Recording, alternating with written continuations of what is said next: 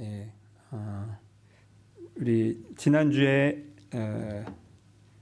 제 말씀 전한 거 잠깐 언급하겠습니다. 그거에 이제 이어지는 오늘 말씀이에요. 성찬까지. 이제 지난주에는 신앙생활이라는 거는 없던 걸 채우고 내가 뭔가 노력해서 성취해서 스펙을 쌓는 것처럼 하는 게 아니다 라고 말씀드렸어요. 근데 그렇게 보일 수는 있어요. 겉으로는 뭔가 더 나아지고 전보다 달라지고 하다 보니까 내가 없던 나의 모습이 새로 생긴 것처럼 느껴질 수 있지만 그거는 겉으로 보이는 게 그럴 뿐이지 원리는 뭐다? 원리는 이미 나는 하나님의 자녀로서 온전하다. 그러니까 없던 거를 채워 넣는 게 아니라 이미 있는 것을 그냥 드러내는 거. 그래서 왜 고려청자 비유를 들었잖아요. 나는 깨질 수 없는 고려청자인데 얘가 이렇게 바다에 빠져가지고 배가 난파되면서 배가 난파됐다는 건 뭘로 비유하면 좋을까? 아담 하와의 타락 이후로 그렇게 우리의 삶이 쭉 이렇게 수치심과 죄책감과 두려움으로 왔는데 그래서 바닷속에 홀에 묻혀 있다 보니까 그 바다 물때가 껴가지고 이제 이게 돌인지 고려청자인지 구분도 안 되는 지경에까지 와 있어요. 그런데 아무리 그렇다 하더라도 그거를 뭐 없던 청자를 다시 만들어야 되니까 아니에요. 묻어 있는 거를 닦아내기만 하면 된다. 이게 바로 신앙생활의 원리다.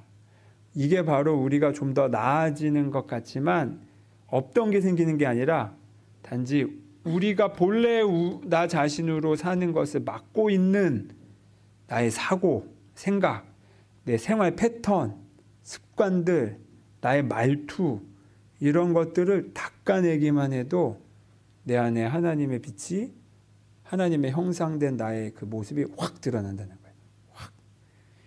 확. 이게 바로 첫 번째 단계. 그리고 두 번째 단계는 그런데 아직 우리에게는 죄책감과 죄와 그 욕심의 습관이 남아 있어서 이게 또 가만히 있으면 다시 이게 때가 싹 쌓이게 돼 있어요. 그래서 이게 쌓이지 않게끔 새로운 습관을 들여야 된다. 이게 두 번째 강조점입니다. 자, 오늘은 이 이야기를 약간 다른 시각에서 얘기하고 싶어요. 하나님의 자녀가 본래 나의 진짜 정체인데 나는 말이야 왕손인데 여러분 요즘 그 고려 거란전쟁 드라마 보시나요? 보세요? 전 열심히 챙겨보고 있습니다. 제가 전에 설교 때 좀 너무 길게 말씀드렸던 그 현종 이야기가 나오는데 드라마 아주 너무 재밌더라고요. 거기서 계속 강조하는 게 뭐예요? 왕손이냐세요. 왕손. 그래서 그 마치 사생아처럼 태어난 그 현종조차 왕손이어서 그 어쩔 수 없이 그 왕의 자리에 할 수 없이 불려왔잖아요. 자기 하고 싶지도 않은데. 그 우리가 지금 그렇다는 거예요. 우리가 왕족이고 왕손이다. 하나님께서 임명하신. 근데 여기서 왕이라는 건 높은 신분을 뜻하는 게 아니라 오히려 비교가 필요하면 절대적인 자존감의 상태. 그리고 그렇기 때문에 그 자존감이 흘러넘쳐서 너도 존귀해라고 축복할 수 있는 힘과 그런 자의식. 누군가를 나는 축복할 수 있는 사람이야 라는 거를 스스로 아는 사람. 이게 바로 왕이에요. 이런 왕손이라는 겁니다. 그런데 우리의 현실은 어떻습니까? 멀리 돌아볼 것도 없이 그냥 어제 하루만 생각해도 왕손으로 사셨나요? 또 아직 그렇지 못한 면들이 많죠. 아직도 자책하는 말, 누군가를 탓하는 말, 그러면서 책임을 떠넘기고 싶은 그런 마음, 또 죄책감, 수치심, 불안, 많은 것에 우리는 또 동요되었어요. 이렇다는 건 뭐냐면 내가 왕손이라는 걸 잊었다는 거예요. 그 절대적인 자존감을 또 잊어버렸을 때 그런 반응들이 일어나는 거예요. 또 내가 스스로 보잘것없다는 생각에 사로잡혀서 절망감에 그냥 나도 모르게 빠져 있다든가, 혹은 반대로 이런 경우도 있어요. 자기 과시에 꽉 차 있는 경우도 있어요. 자기 과시. 그게 뭐 꼭 으스대는 모습이 아니어도 마음속에 은근히 인정받고 싶어하는 마음도 그럴 수 있죠. 근데 여러분, 자존감과 자기 과시는 달라요. 자존감은 비교가 필요 없는 안정감이에요. 비교가 필요 없어요. 근데 자기 과시는 자기가 그걸 과시하지 않으면 본인이 불안해. 그리고 늘 비교할 대상이 필요해요. 이런 사람들은 실은 늘 결핍과 불안을 느끼기 때문에 이걸 덮으려고 자기도 모르게 나 이런 거 있어, 난 이런 게 더 필요해라고 하고 막 채우려고 하고 드러내려고 하는 겁니다. 사실 되게 가엾은 상태인 거죠. 안정된 사람은 과시하지 않아도 그의 그 존재감이, 그 편안하지만 단단한 존재감이 드러나게 돼 있어요. 자, 알았습니다. 이제 나 하나님의 자녀인 거 알겠고, 왕손인 거 알겠고, 내가 고려청자인 거 알겠어. 그래서 그렇게 살고 싶어. 그렇게 본래의 나라의 모습을 찾아가고 싶어. 자기 혐오가 또 쓰나미처럼 찾아올 때마다 다시 내가 왕손이라는 걸 기억하고 싶고, 그런데 어떻게 하면 될까? 어떻게 하면 될까? 내 안에는 이 두 가지 모습이 다 있는 거잖아요. 그 가시나무라는 노래 가사처럼 내 안에 내가 너무도 많아. 그건 정말 솔직한 자기 성찰이잖아요. 가시나무는 대중가요로 많이 불려지고 있지만 그 부른 분들이 원래 복음성가 가수들이잖아요. 정말 이 깊은 자기 성찰에서 나온 표현이에요. 우리 안에는 제가 예전에 겉자, 옛 모습, 뭐 아니면 에고라고 표현했던 가짜 나의 모습들이 있고, 또 하나님 자녀, 왕손, 뭐 이런 진짜 나, 참나의 모습이 있어요. 이 두 모습이 근데 늘 싸우는 것 같아서 힘들어. 나는 하나님의 자녀답게 잘 살고 싶은데 아직도 이게 잘 어려워. 이 에고의 모습들, 이 거짓 나의 모습들, 집착하고 시기하고 불안해하고 너무 쪼잔하고 이런 내 모습, 너무 싫은 나의 모습들, 이거 어떻게 해야 돼? 이거 빨리 그냥 모가지를 쳐버려가지고 내가 하나님의 자녀답게 살고 싶은데 여러분 어떻게 합니까? 걱정하지 마십시오. 싸울 필요가 없어요. 이 내 거짓된 모습과. 오히려 싸우면 말려 들어가는 거예요. 그렇잖아요, 여러분? 누가 싸움을 걸 때 거기에 같이 언성을 높이면 어떻게 됩니까? 그냥 요만한 싸움이 이만한 싸움이 되잖아요. 마찬가지예요. 나의 거짓자, 그러니까 에고로서의 나의 모습들과 싸우시면 안 돼요. 그러면 말려 들어가는 거예요. 그렇다고 이게 옳다는 뜻이 아니에요. 단지 방법이 싸우는 걸로는 이것을 해결할 수가 없다는 거예요. 이런 경우 있으셨을 거예요. 삶에 진짜 큰 어려움이 왔을 때, 근데 그것을 이렇게 방법은 모르지만 그래도 내가 하나님을 생각하고 기도하면서 겨우 그것을 잘 통과해서 그 어려움을 내가 외적으로는 그게 해결되든 안 되든과 상관없이 그걸 내가 품을 수 있을 만큼 뭔가 변하는 때, 그만큼 내 그릇이 넓어진 때, 그때 당시는 모르지만 돌아보면 그런 경험 크고 작게라도 아마 있으셨을 거예요. 그렇죠? 떠오르는 게 다 있으시죠? 아니면 어떤 경우는 진짜 힘들 때는 찬송가, 평소에는 그냥 아무 생각 없이 부르는 찬송가인데 진짜 힘들 때는 그 찬송을 부르는데 막 이미 첫 줄에서부터 눈물이 막 콸콸콸 나오는 경우도 있잖아요. 그리고 그럴 때는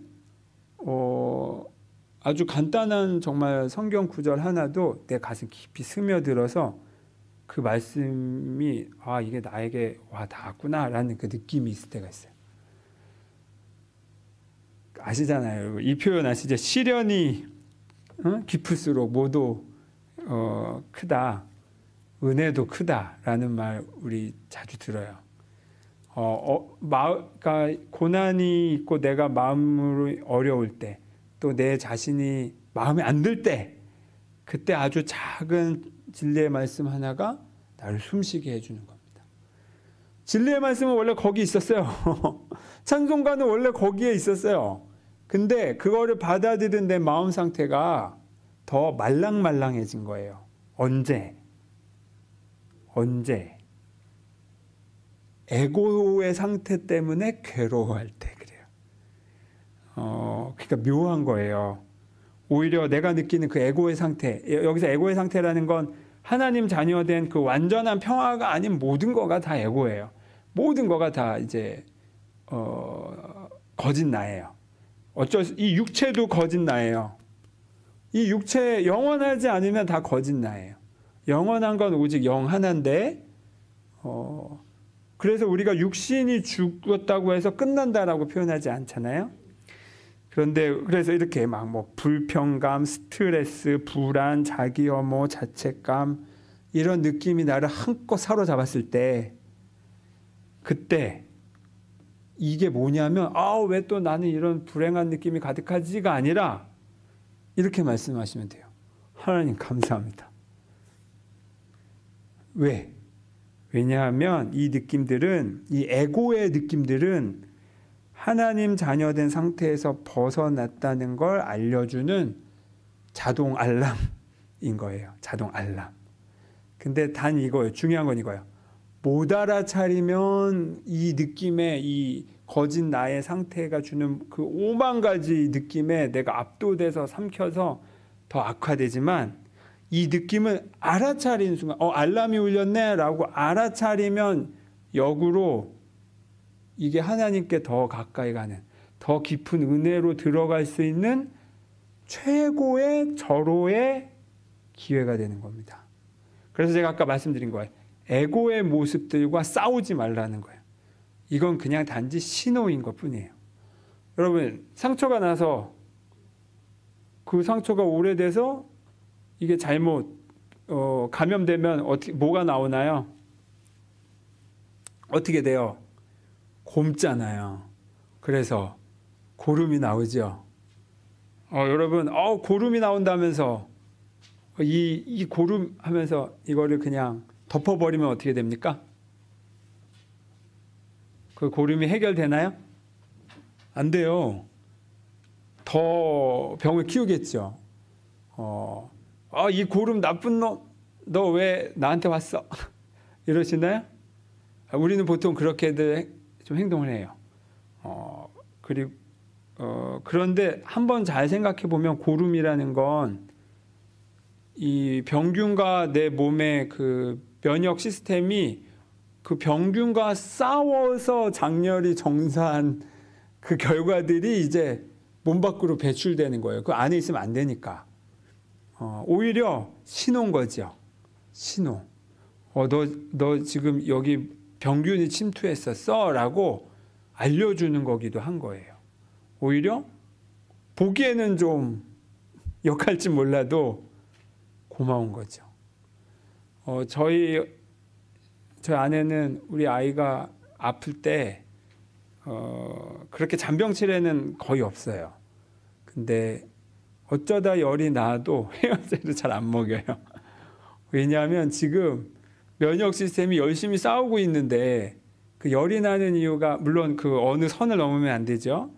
근데 그 열이 나는 것 자체가 싸우는 그건데, 거기다 대고 해열제를 계속 빨리 먹여버리면 그 싸움을 돕는 게 아니라 오히려 방해하는 것일 수 있다. 이게 그게 아내의 어떤 하나의 그 이유 중에 하나였어요. 그래서 웬만해서 우리 집은 아파도 어디 명함을 못 내밀어. 일단 엄마 본인이 병원을 잘 안 가고 본인이 간호사라고 믿는 구석이 있는지. 네, 아무튼 이런 거. 저는 근데 그 얘기가 해열제를 먹냐 안 먹냐가 중요한 게 아니라, 모든 그 어떤 반응들이 실은 그 반응 자체가 당장 괴롭고 아프다고 해서 왜 이런 일이 일어났어가 아니라, 왜 고름이, 왜 열이 나가 아니라, 실은 나에게 오히려 지금 넌 너의 몸을 돌볼 때야. 근데 네가 모르고 자꾸 가고 있으니까 신호를 보낼 테니 잘 알아차려. 라는 고마운 알람이라는 겁니다. 마찬가지로 우리가 살면서 겪는 어려움, 고통, 혹은 내 스스로 내가 마음에 안 드는 나의 모습, 그게 그 어떤 형태의 불편감이든 상관없이 거기 그 불편감을 못 알아차리면 삼켜지는 거고, 알아차리면 고맙다. 네가 나를 지금 하나님의 은혜를 경험할 수 있게끔, 내가 왕손이고 하나님의 자녀이라는 정체성으로 더 가까이 갈 수 있게끔 신호를 보내주고 있구나. 지금 잠깐 멈추라고 알려주고 있구나. 이런 신호로 받아들이시면 되는 거예요. 그래서 아까 제가 말씀드렸듯이 중요한 건 이거예요. 이 불편감, 내가 살면서 경험하는 어떤 종류의 불편감이든 그 불편감과 싸우면 안 된다. 싸우면 안 돼. 그러면 어떻게 해야 되죠? 어떻게 해야 되죠? 이미 하고 있어요. 여러분, 수요 모임에 오시면 지금 매주 하고 있어요. 항상 마음을 돌보는 기도해서 지금 내 느낌이 어떻지 알아차리고 그 느낌을 평가하지 말고 있는 그대로 한번 그 느낌을 느껴보는 거예요. 왜? 느낌은 흘러야 되기 때문에. 아까 말했죠. 그 겉에 쌓인 먼지와 때를 닦아내면 고려청자는 드러난다라고 했죠. 우리의 그 불편감과 그 에고의 모든 우리의 생각과 사고방식과 느낌들을 어떻게 하냐? 대부분 그거는 느낌의 차원으로 와요. 잘못된 생각은 그거에 걸맞는 아주 미세하게라도 불편한 감정으로 오게 돼 있어요. 그래서 항상 그 느낌을 제일 먼저 신호로 알아차리시면 쉬워요. 그리고 그 느낌을 좀 더 내가 항상 우리는 불편한 느낌은 이렇게 치우려고 해. 고름이 있는데 그냥 거기다가 붙여버려요. 가려버려. 그런 방식으로는 절대 사라지지 않는다. 오히려 가렸던 걸 떼고 내가 회피하던 거를 멈추고 용기를 내어 그 느낌을 마주할 필요가 있어요. 슬프면 그 슬픔을 한번 깊이 쭉 들어가 보고, 화가 나면 그 당사자를 찾아가서 화를 내는 게 아니라 불 끄고 촛불 하나 켜놓은 다음에 좋은 찬양, 내가 좋아하는 찬양 잔잔한 거 틀어놓고 슬프면 울고, 화가 나면 혼자 이불 뒤집어 쓰고 욕이라도 하고, 이런 식으로 불안하면 덜덜덜 몸을 막 흔들어도 보고, 이렇게 하면 오히려 그때 그 감정이 안전하게 흘러가요. 지난번에 여러 번 말씀드렸지만 감정은 꼭 그 당사자 앞에서 할 필요가 없어요. 오히려 내가 작정하고 안전한 공간에서 할 때 오히려 더 건강하게 자유롭게 그 감정이 흐를 수가 있습니다. 이렇게 되면 뭐가 드러난다? 청소가 됐잖아요. 싹. 내 안에 순수한 하나님의 자녀된 그 성품이, 고려청자가 싹 드러나게 돼 있어요. 물론 한 번에 되는 경우도 있고 여러 번 닦아야 되는 경우도 있고 그렇습니다. 이게 바로 원리입니다. 제가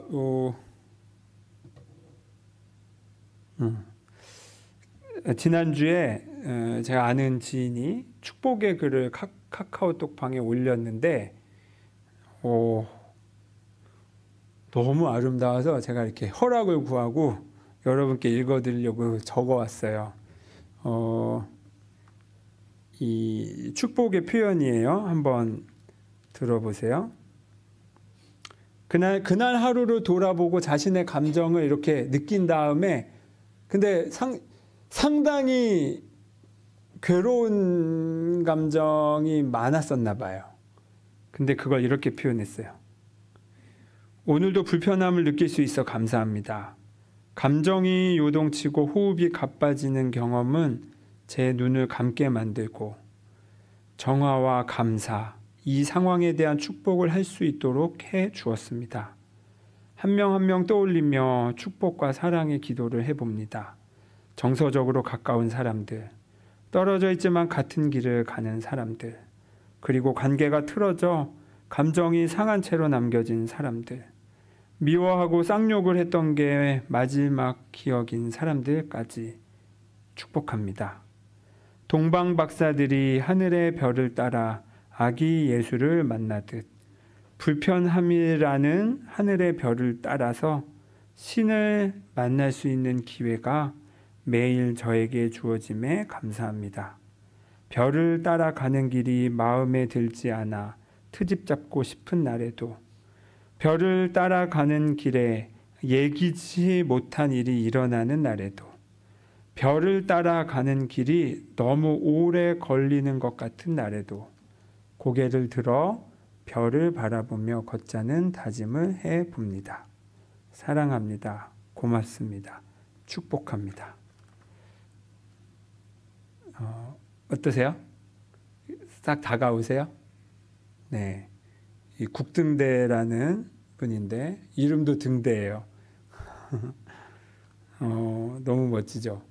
저는 이 글을 읽고 진짜 울컥하더라고요. 왜냐하면 그 동방박사의 오늘 읽은 그 구절, 동방박사 동쪽에 아마 페르시아의 점성가인 것 같아요. 동방박사들이 그 별을 보고 예수님이 있는 곳까지 왔다라는 이 이야기에서 그 별을 내 삶의 괴로움, 고난, 그 많은 불평감이라고 저는 해석을 해본 적이 없었어요. 그런데 정말 이 글을 보자마자 그렇구나, 너무나 정확하다 라고 저에게 확 다가오더라고요. 이렇게 감정이 요동치고 호흡이 가빠지는 경험이 오히려 나로 하여금 알람이 울렸으니까 내 눈을, 모든 걸 멈추고 눈을 감고 이 순간을 감사와 정화, 축복의 기회로 돌려버린 거예요. 그렇다면 그 별은, 나의 그 불평감이라는 그 별이 결국에는 나를 엉뚱한 데로 인도한 게 아니라 바로 내 안에 가장 깊은 곳, 내 안에 있는 예수님께로 보내준 게 맞구나. 왜냐하면 내가 나 자신을 온전히 정직하게 만났을 때만이 하나님을 만날 수 있기 때문에 그래요. 나를 저쪽에 이렇게 참된 나의 정체성은 잊어버리고 그냥 하나님 백날 말해봤자 그 연결감은 느껴지지 않습니다. 그래서 오히려 여러분께 꼭 말씀드리고 싶은 건, 살면서 봉사를 많이 하는 거는 너무 소중한데, 그리고 살면서 헌금을 많이 하는 거 너무 중요해요. 여러분, 헌금 많이 하세요. 그런데 이거 그렇게 한들 행복하지 않을 수 있어요. 내가 하나님께 복을 받는다라는 느낌이 없을 수 있어요. 왜? 언제 그러냐? 나 자신은 내가 소외시켜 버렸을 때, 내 불평감의 이 느낌을 정직하게 마주하지 않은 채 헌금만 많이 하고 봉사만 많이 하고 뭐만 많이 한들, 그거는 맨 밑에 주춧돌 없이 집을 짓는 것과 똑같습니다. 이것을 꼭 기억하셔야 돼요. 그리고 내 안에 나 자신을, 나의 불평감을 통해서 오히려 내 솔직한 내 골방으로 들어가서 거기에 계신 예수님을 만날 때 비로소 여러분이 한 헌금과 헌신과 봉사와 모든 것들이 100배, 1000배의 열매를 자연스럽게 맺게 되어 있습니다. 그렇지 않는 것들은 쥐어짜는 게 돼요.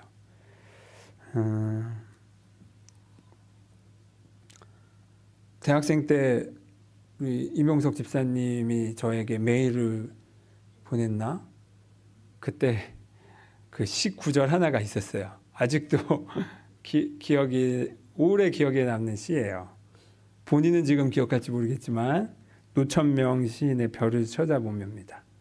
나무가 항시 하늘을 향하듯이 바른 땅을 딛고도 우리 별을 쳐다보고 걸어갑시다. 멋지죠? 우리가 비록 아직도 여전히 우리 삶의 고난과 어려움과 또 나 자신이 부족하고 못났다라고 느껴지는 면과 남 탓을 하고 싶으면, 그리고 이렇게 나는 아직도 쪼잔할까, 이런 모든 생각들, 여전히 그런 삶 속에 나는 살고 있지만, 그런 것을 딛고 살고 있지만, 그럼에도 불구하고 우리 고개를 들어서 별은 쳐다보고 삽시다 라는 겁니다. 그 별이 내 안에 가장 고통스러운 것일지라도 그것이 바로 그 별을 따라 내가 용기 내어 갈 때 내 안에 계신 예수님을 만나게 합니다. 그런 뜻에서 요거를 여러분께 미리 작성해 보시라고 했습니다. 이 동방 박사가 예수님을 만나고 나서 어떻게 했나요? 엎드려 절하고 예물을 드렸잖아요. 저는 요 적은 내용이 오늘 예수님께 드릴 수 있는 가장 멋진 예물이라고 생각해요. 이것에 내가 삼켜지지 않고 이것을 내가 알아차리고 용기를 내서 주님께 드리는 것. 그것은 내 안에 예수님을 만나는 것과 마찬가지입니다. 우리 잠깐 기도하겠습니다.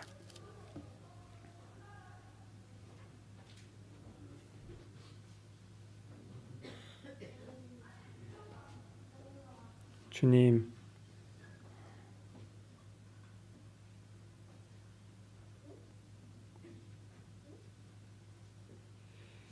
우리의 마음을 주님께 드립니다. 그리고 우리의 가장 나약한 면을 주님께 드립니다.